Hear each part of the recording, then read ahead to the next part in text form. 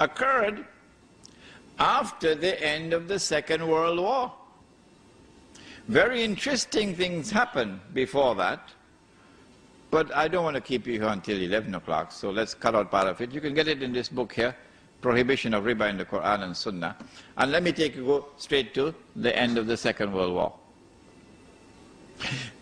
The European powers who were victorious, they now called an international monetary conference and invited the rest of the world to attend.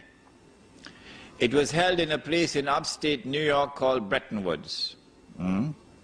And there were Muslim countries present. Saudi Arabia was there.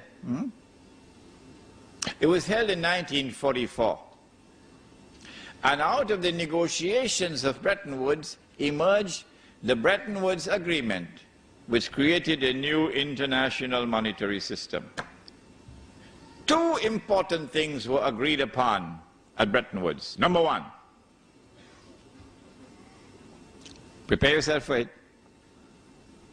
Not all checks can be cashed. Only one check. Which one? The US dollar. Only this currency can be redeemed for gold at $35 an ounce. So this is halal. But all the rest of the paper money in the world are now checks which cannot be cashed. You could exchange them for the US dollar, check for check, but you cannot cash them. That's the first agreement at Bretton Woods. And so now it's plain. This system is 99% haram, only 1% halal. That is the US dollar, which the US government has promised that if you come with US dollars, we will convert it for you to gold at $35 an ounce. We gave our word to you, and we will keep our word, and we put it on the US dollar. Did you see it? In God we trust. Ever saw it? The second thing that came out of the Bretton Woods Agreement was that not every individual can take his US dollars to have it converted into gold, redeemed. No. Only governments, only central banks can do it, not individuals.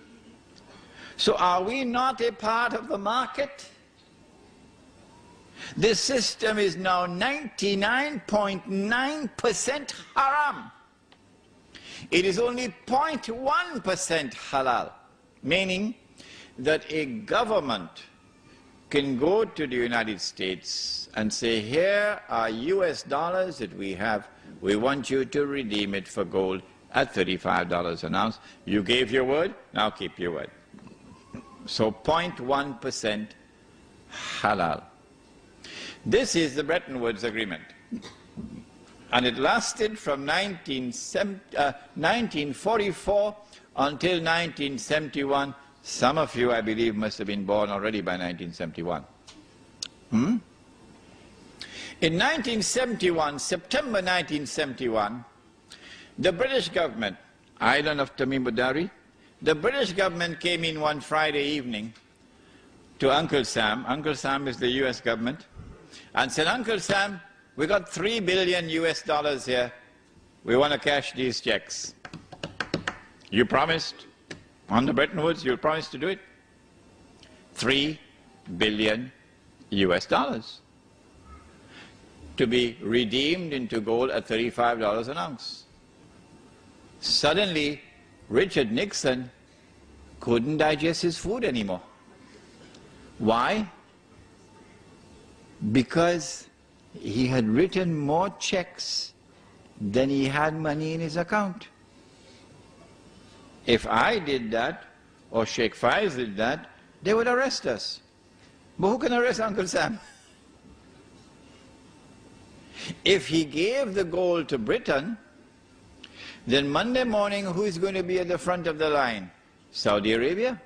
Because they got a mountain of checks for all the oil they've been selling.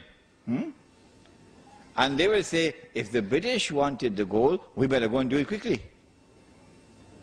But Uncle Sam didn't have the gold to redeem all that US dollars. So Uncle Sam retired to Camp David, Richard Nixon. And then on Sunday, he addressed the world and he said, we gave our word, but we don't have to keep it. And so the Bretton Woods Agreement collapsed in September 1971. After the collapse of the Bretton Woods Agreement, the world of paper money is now 100% haram. Surely the world of Islam would recognize that. Surely the ulama of the world of Islam would recognize that. But no, it was not to be. Illa masha'Allah.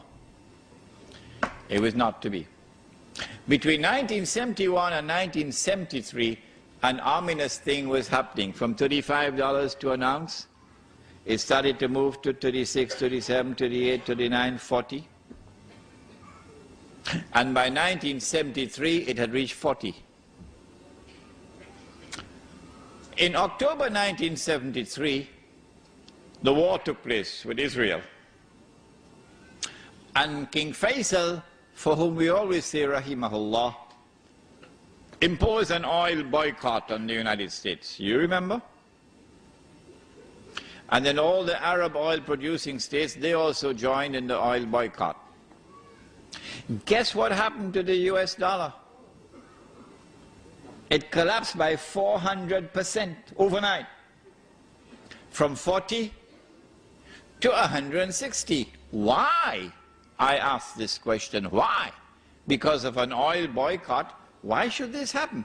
And then on the 15th of January 1980, the same thing happened again. Iran had had a revolution and the Iranian people took control of their oil. More than that, they were threatening to export their revolution into the Gulf, where the oil is located.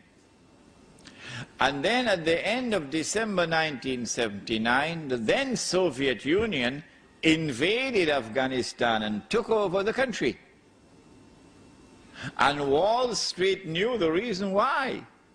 Wall Street knew that the Soviet Union has done this because of fear of the threat posed by the revolution in Iran. And so Wall Street had their greatest fears confirmed. And on the 15th of January 1980, the US dollar collapsed to $850 to an ounce of gold. So we ask the question, why did this happen? There was no economic cause to explain it. None. The US economy was the largest economy in the world. Oil accounted for only 4% of the US economy. And the United States had enough oil underground to meet most of its own domestic needs. The United States preferred to keep its oil underground and get oil from Saudi Arabia and other countries, because this oil which was kept underground became a strategic reserve. And the oil that they got from Saudi Arabia was free of charge. You didn't have to pay for it. Did you hear that? Huh? Did you hear that? It was free. All that Uncle Sam has to do was to write checks that nobody could cash. One BMW, please, here's a check. Can I have a Mercedes, please, here's a check. I have no money in my account.